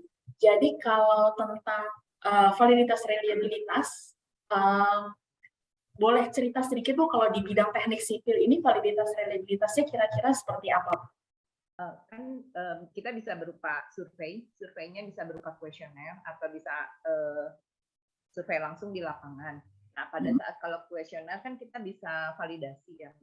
Nah, apakah validasi dan reliabilitas dari hasil kuesionernya itu apakah harus selalu dicantumkan atau kita bisa menguraikan aja dalam bentuk uraian dalam paper? Oke, baik Bu. Jadi saya dengar ceritanya kalau validitas reliabilitasnya cukup mirip dengan yang di bidang manajemen ya Bu. sebaiknya sih dicantumkan hasilnya. Karena si pihak reviewer ini mau tahu hasilnya seperti apa sih, karena kadang-kadang kalau narasi itu kan terlalu singkat. Mereka mau melihat secara detail kayak gimana, benar nggak sih hasilnya seperti itu. Bahkan beberapa jurnal saat ini mensyaratkan supaya Bapak Ibu itu memberikan kayak akses ke repositori data penelitian Bapak Ibu, supaya mereka bisa cek benar nggak sih dengan data yang Bapak Ibu peroleh ini hasilnya seperti itu. Nah, ini adalah beberapa hal yang saya lihat dalam 3 tahun terakhir ini. Publisher-publisher besar sudah meminta salah satu syaratnya itu adalah bisa mengakses ke repositori data penelitian untuk mengecek hal tadi. Jadi kalau cerita cuma narasi mungkin mereka rasa kurang cukup. Akhirnya minta akses tadi. Kalaupun misalkan Bapak Ibu merasa, oh data kita ini data yang sensitif, nggak boleh keluar. Bapak Ibu harus memberikan argumentasi kenapa nggak boleh. Tapi tetap kasih akses untuk si reviewernya aja paling tidak. Kayak gitu. Terima kasih, Bu Evelyn. Ya, sama-sama, Bu. Baik, terima kasih Bu Tan. Oke, pertanyaannya cukup mendalam ya. Bapak Ibu yang masih ingin bertanya silakan chat di kolom chat. Nanti akan kami bacakan, atau mau tanya langsung ke Ibu Evelyn, nggak masalah. Silakan aktifkan mikrofonnya dan bisa bertanya langsung, ngobrol langsung dengan Bu Evelyn. Saya bacakan satu lagi pertanyaan dari Pak Herianto. Untuk file hasil revisi oleh penulis berdasarkan masukan dari reviewer, apakah umumnya oleh editor dikembalikan dulu ke reviewer untuk dicek lagi, ataukah pengecekan oleh editor saja? Oke, terima kasih Pak Herianto. Jadi kalau pengalaman saya sebagai reviewer tadi, biasanya file tadi akan dikembalikan ke reviewer. Jadi editor itu biasanya cuma di tahap awal melakukan desk review, kemudian mereka akan melihat hasilnya dari pihak reviewer. Jadi kalau misalkan Bapak Ibu nih sudah merevisi papernya, kemudian bikin tabel untuk memudahkan si reviewer untuk melacak, ini kan dimasukkan ke sistem. Nah, nanti dari sistem tersebut si editor langsung teruskan ke masing-masing reviewer. Dari hasil tersebut kemudian reviewer kasih lagi sarannya apakah sudah memuaskan mereka revisi yang dilakukan, dan nanti baru setelah itu si editornya ngelihat lagi apakah komentar-komentar yang diberikan oleh reviewer tersebut sesuai nggak dengan apa yang sudah dilakukan oleh si penulis. Jadi editor ini main peranannya di paling awal banget di desk review dengan di tahap akhir dari setiap kegiatan review. Oke, begitu Pak Herianto, menjawabkah? Atau ada lagi mungkin yang mau ditambahkan? Ya, cukup. Cukup Makasih, ya? Bu Evelyn. Ya. Ya, sama-sama, Pak. Baik, masih ada yang bertanya? Sebentar, saya cek lagi. Oke, masih ada ya dari Ibu Lois lagi nih. Bu Evelyn, Bu Lois sangat aktif ya. Oke, ya menanyakan mengenai jurnal yang sudah di-reject. Ya, kemudian disarankan untuk mencari cadangan pengelola jurnal lain. Apakah nanti tidak bermasalah, Bu Evelyn, kalau kita kirimkan tulisan yang sama ke beberapa tempat? Terkait diduga self-plagiarism, kalau terjadi di 2 tempat diterima untuk proses review lanjut. Gimana tuh, Bu? Nah, Bu Lois maksud saya gini, kan tadi kita terkait sama tadi yang pertanyaan Pak Frits ya, kalau dia tolak satu jurnal, kan berarti papernya nggak akan terbit di sana. Nah, di situ nanti Ibu bisa kirim ke jurnal yang lain, tapi satu jurnal ya Bu ya, kirim misalkan pertama di jurnal A ditolak, Ibu punya backup nih, oh kirim deh ke jurnal B. Tunggu lagi nih hasilnya di B. Jadi jangan ditolak di A terus kirim ke B, si C, si D. Nah kalau itu nanti pokoknya proses reviewnya lolos semua, terbit semua, nah itu Ibu akan kena pasal bukan plagiarisme malahan. Bilangnya adalah kan kalau Ibu memasukkan ke jurnal internasional biasanya akan ada kayak copyright agreement dan juga ada pernyataan bahwa paper tersebut tidak sedang dalam proses review di jurnal lain dan merupakan sebuah karya yang original dan bukan kayak misalkan potongan dari artikel yang sudah terbit sebelumnya. Nah, kalau misalkan kejadian seperti yang Ibu katakan di sini, ada 2 tempat yang menerima, kemudian publish, bukan masalah self plagiarism aja, tapi berarti ini masalah etika ya Bu, ya kalau bilang etika dari penulis kayak gitu. Baik Bu, berarti harus tunggu sampai ada yang jelas dulu ya Bu ya, penolakan yang benar. jelas baru bisa kita continue di tempat lain. Iya benar. Jadi cukup panjang ya perjalanannya. Iya. Bu. Terima kasih Bu Evil. Iya sama-sama Bu Lois. Terima kasih Bu Lois sudah sangat aktif ikut berpartisipasi dalam bertanya. Masih adakah yang mau bertanya? Jika Bapak Ibu ingin bertanya, tapi masih malu untuk ngobrol langsung, bisa chat ya di kolom chat. Atau kalau mau langsung nih ngobrol, silakan aktifkan mikrofonnya, bisa ngobrol langsung dengan Ibu Evelyn. Sambil menunggu, saya ada pertanyaan, boleh nggak sih Bu Evelyn? Boleh ya? Right. Jadi tadi sempat di akhirnya Ibu merangkum yang 5W1H itu ya. Kemudian menyampaikan mengenai fenomena itu terjadi kapan sih, gitu ya, ketika kita tulis. Nah, kalau misalnya ternyata topik itu sudah dibahas 10 tahun yang lalu, let's say, kemudian bisa nggak sih kita riset ulang gitu, Bu, ulang topik begitu, gitu. Dan berapa lama harusnya gap-nya? Karena saya waktu itu pernah dari satu mata kuliah disebutkan dosen saya begini, research itu kan research katanya. Jadi nyari ulang begitu. Siapa tahu hasilnya berbeda. Ya, begitu aja Bu Evelyn. Oke, terima kasih Bu Vera. Jadi gini Bu Vera, terkait dengan tadi paper yang saya sempat dari paper saya sendiri yang saya share terkait dengan fenomena international education, kenapa mahasiswa tertarik studi di luar negeri. Itu sebenarnya topik itu sendiri adalah sesuatu yang sudah terjadi dan diteliti di tahun 90-an. Tapi sampai sekarang kalau Bapak Ibu mencari-cari artikel terkait dengan international education, kenapa sesuatu yang sebenarnya sudah banyak diangkat di tahun 90-an dan awal 2000-an, kok masih dibahas sampai tahun 2020? Setuju dengan yang disampaikan oleh dosennya Bu Vera dulu, research itu saya juga sampaikan ke mahasiswa saya, biasanya itu dari 2 kata, read dan search. Nah, read dan search-nya ini adalah maksudnya dengan satu fenomena yang mungkin sudah terjadi beberapa tahun yang lalu. Kalau dia masih relevan sekarang, bisa kita angkat lagi, tapi harus ada sesuatu kebaruannya.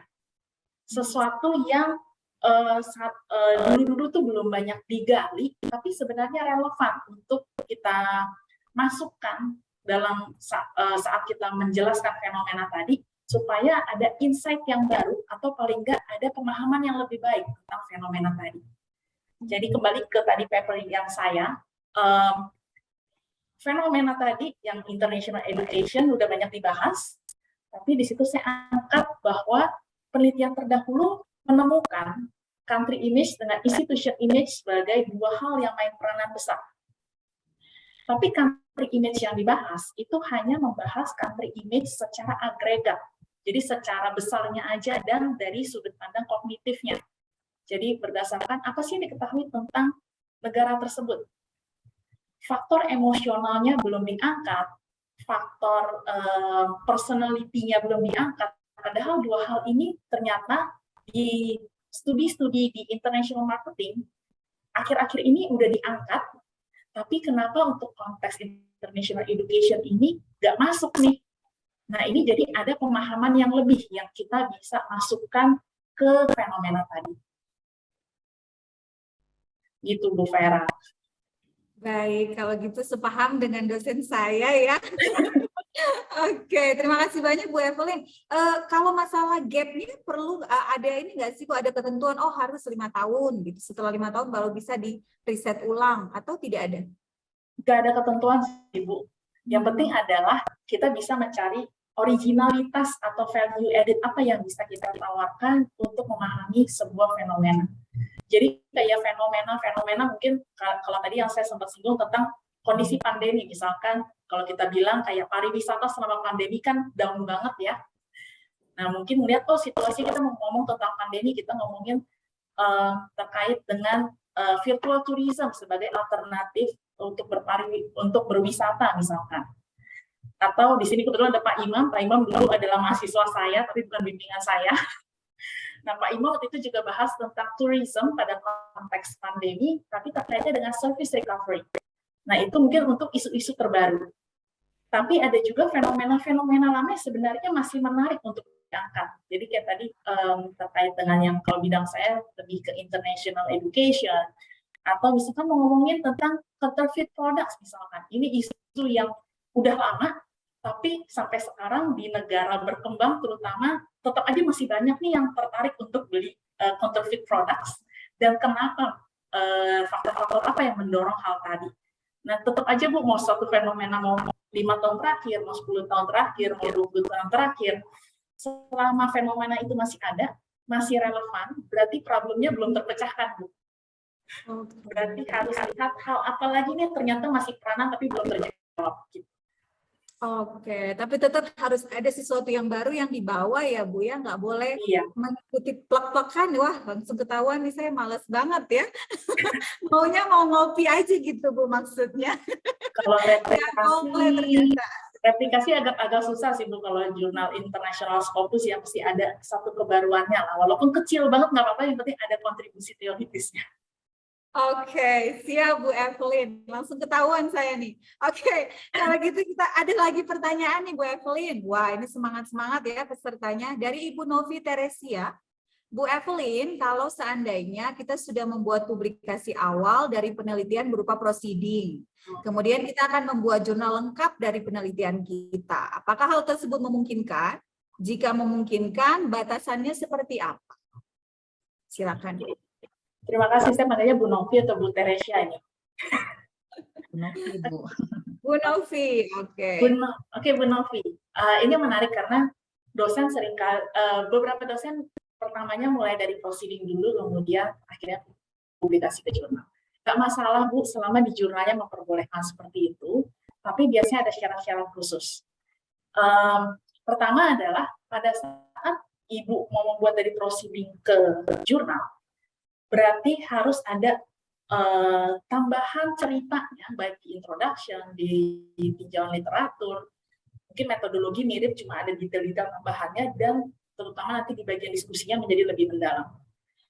Pada umumnya, pihak jurnal yang menerima dari proceeding, mereka mensyaratkan faktor similarity rate-nya antara 50% atau beberapa jurnal yang bagus bahkan cuma memperbolehkan 30% yang sama. Jadi walaupun teorinya pasti kan cenderung sama, metodologinya sama, sebagian besar introduction-nya sama. Nah, Ibu bisa sajikan itu dengan melakukan paraphrasing. Coba ubah cara penyampaiannya supaya tingkat kesamaannya itu memenuhi syarat yang ditentukan oleh si jurnal. Dan nanti di bagian disclaimer di bawahnya, Ibu perlu cantumkan bahwa paper tersebut sudah dipresentasikan di mana dan diterbitkan dalam bentuk proceeding. Oke. Jadi lokasi dan proceeding yang sudah kita publikasikan itu juga disampaikan ya Bu ya? Iya benar Bu. Karena kalau enggak, kan bisa jadi kan proceedingnya ini ada ya Bu ya, entah di Google Scholar ataupun di tempat lain. Pada saat si pihak jurnal ini menyatakan paper Ibu diterima, mereka biasanya akan melakukan pengecekan dengan software apapun, bisa Turnitin ataupun dengan FlexScan dan lain-lain. Nah, kalau Ibu menyatakan paper ini dari proceeding, maka ketentuan similarity rate-nya ini akan beda, Bu. Itulah kenapa perlu ada disclaimer tadi, menyatakan ini papernya udah pernah dipresentasikan dan publish dalam bentuk proceeding. Oke, baik. Terima kasih Bu Evelyn. Sama-sama Bu Novi. Terima kasih Bu Novi untuk partisipasinya. Masih ada satu pertanyaan lagi Bu Evelyn. Kepada Bapak Ibu yang masih bertanya, kita masih ada waktu sekitar 10 menit. Silakan di kolom chat atau bisa langsung ngobrol dengan Bu Evelyn. Pertanyaan dari Ibu Shelly. Kalau mau submit ke jurnal internasional, apa akan berpengaruh kalau penelitiannya multidisiplin? Karena takutnya susah saat reviewer melakukan review artikel. Gimana tuh Bu Evelyn? Terima kasih Bu Shelly. Ini justru sesuatu yang buat saya menantang. Banyak jurnal yang sekarang justru mendorong penelitian yang sifatnya multidisiplin. Jadi nggak perlu takut Bu Shelly. Karena walaupun penelitian Ibu misalkan multidisiplin, pihak editor mereka akan melihat si reviewer ini capable-nya di bidang apa. Akan disesuaikan siapa yang mereview paper tersebut dengan topik yang Ibu angkat. Justru terus terang saya sangat mengapresiasi yang disampaikan Bu Shelly, karena bisa dibilang sekitar beberapa tahun terakhir ini justru sesuatu yang menarik banget untuk jurnal-jurnal internasional untuk mempublikasikan paper yang sifatnya multidisiplin seperti itu. Oke, begitu Bu Shelly, ada tanggapan mungkin atau ada lagi yang mau disampaikan? Bu Shelly ada di mana? Ada saya. Maaf Bu, nggak bisa on-cam. Iya, soalnya kebetulan Bu Vera, Bu Evelyn, saya lagi coba-coba untuk neliti, kan saya dari Fakultas Hukum, terus coba gabungin sama manajemen misalnya kayak gitu. Jadi takutnya malah jadi ketolak gara-gara ya itu susah pada saat reviewnya, tapi ya berkaitan sebenarnya gitu, jadi digabungin berkaitan satu sama lain gitu pada gitu. Sebenarnya sih nggak masalah. Tadi contoh ya tentang counterfeit products. Dulu saya pernah meneliti tentang counterfeit brand, tapi dari sudut pandang manajemen marketing. Nah, bisa aja kalau Ibu dari sudut pandang hukum mau dikaitkan sama manajemen. Nah, coba lihat variabel-variabel apa yang relevan untuk dua hal ini dengan isu tadi. Misalnya ya tentang counterfeit products tadi, yang penting adalah gimana akhirnya bisa memberikan satu pemahaman yang lebih mendalam dan lebih spesifik tentang fenomena tadi dilihat dari dua bidang keilmuan tadi. Nah, ini adalah sesuatu yang menurut saya adalah sesuatu yang menarik, karena nanti pihaknya akan bisa memanfaatkan selain dari akademis tadi berarti si pengambil keputusan dari segi sini, misalkan policy makers-nya, kemudian dari segi praktisi hukum maupun praktisi bisnis bisa dapat manfaat dari paper yang Ibu tulis, karena tadi sifatnya adalah multidisciplinary. Gitu. Oke, baik begitu Makasih ya. Bu Evelyn, Bu Vera. Sama-sama, terima kasih juga sudah berpartisipasi. Berarti kalau saya bisa rangkum sedikit ya Bu ya, sebetulnya nggak usah takut ya, mau topik kita apapun, multidisiplin ya, reviewernya juga tertantang Bu ya. Iya. Dan pastinya reviewernya pastinya sudah punya latar belakang yang mumpuni untuk mengecek atau mereview jurnal-jurnal dengan latar belakang apapun, begitu Bu Evelyn ya? Iya, mungkin share sedikit Bu Vera, karena gini, reviewer itu kan ditentukan oleh editor. Jadi contoh kayak saya misalkan waktu itu diminta oleh beberapa jurnal tadi sebagai reviewer, saya harus isi dulu nih, saya tuh expertise-nya di bidang apa saja. Jadi pada saat mereka menawarkan artikel, itu adalah artikel yang memang topik areanya itu sesuai sama saya. Nah, yang perlu dipahami Ibu dan Bapak, kayak tadi Bu Shelly misalkan, melakukan penelitian sifatnya multidisiplin. Jadi pada saat memasukkan papernya ke jurnal tadi, pastikan Ibu memilih kedua topik tadi. Jadi misalkan hukum dengan manajemen. Jadi pihak editornya pun akan memilih reviewer yang menguasai dua bidang tersebut. Baik, cukup jelas. Terima kasih banyak Bu Evelyn. Pertanyaan itu merupakan pertanyaan terakhir ya Bapak Ibu, karena waktu kita sudah cukup mepet ke jam 3. Oke. Sebelumnya kami mengucapkan banyak terima kasih kepada Bu Evelyn sudah memberikan insight ya kepada para Bapak Ibu dosen, kepada saya juga pribadi ya, untuk bagaimana sih menulis jurnal dan tips-tipsnya, ini yang paling penting nih, tips dan trik biar kita bisa tembus jurnal internasional yang terindeks Scopus ya. Kalau Bu Evelyn tadi sebut ada Q1-nya ya. Ya, gitu. Ya, jadi kami berharap semoga informasi ini juga membantu Bapak Ibu dosen dan pastinya ke depannya karena dosen memang dituntut untuk menulis jurnal di bidangnya. Mungkin setiap semester saya kurang tahu, tapi semoga materi ini bisa memberikan sesuatu yang baru ya. Sesuatu yang baru untuk Bapak Ibu dosen ke depannya. Nah, saya akan umumkan Bapak Ibu yang memenangkan voucher belanja. Dan juga Pak Pris nggak usah senyum Pak, Bapak nggak dapet ya. Oke, ya Bapak Ibu dosen yang sudah berpartisipasi tentunya sudah sangat aktif mengikuti kegiatan dari awal sampai akhir, bertanya, berdiskusi dan sharing. Saya akan sebutkan ya. Yang pertama, selamat kepada Ibu Lois. Oke, hadiah akan kami kirimkan ke prodi masing-masing. Jadi pastikan Bapak Ibu, ya pastikan Bapak Ibu. Apa namanya, saya kok jadi lupa ya. Pastikan Bapak Ibu mengecek ya, mungkin ada yang masih online kelas di rumah terus, sekarang saatnya untuk datang ke kampus dan ngecek hadiahnya. Oke, nama selanjutnya yang menang Ibu Tan Liing. Selamat kepada Ibu Tan. Yang ketiga Bapak Herianto. Bapak Herianto ini sebetulnya tetangga ya. Oke Pak Heri. Dan Ibu Novi Teresia, selamat. Dan yang terakhir, selamat kepada Ibu Shelly. 5 orang pemenang, hadiahnya akan dikirimkan ke unit kerja atau ke prodi masing-masing. Jadi pastikan datang ke kampus sekaligus silaturahmi ya Bapak Ibu. Oke, sebagai informasi Bapak Ibu, karena meeting kita ini direcord, jadi Bapak Ibu akan menerima nantinya sertifikat, video, recording, dan juga materi dari Bu Evelyn dalam bentuk PDF. Tapi jangan lupa mengisi presensi terlebih dahulu ya, karena kami akan mengirimkan sertifikat berdasarkan dari jumlah presensinya, bukan dari jumlah registrasi. Begitu Bapak Ibu, ada yang mau ditanyakan sebelum kita tutup acaranya? Tidak ada? Oke, kalau tidak ada, kami mengucapkan juga terima kasih kepada Pak Luis, perwakilan dari Pinnacle, dan ada Ibu Fitriani juga di sini. Terima kasih sekali sudah ikut bersama-sama dengan kami UPT Bahasa melaksanakan webinar ini sampai terlaksana dengan baik ya di hari ini. Dan sekali lagi, oh ada Pak Imam juga ya dari Netgeo. Bapak Ibu, sebelum kita akhiri, sekali lagi sebelum kita akhiri, saya akan mengirimkan kuesioner ya ke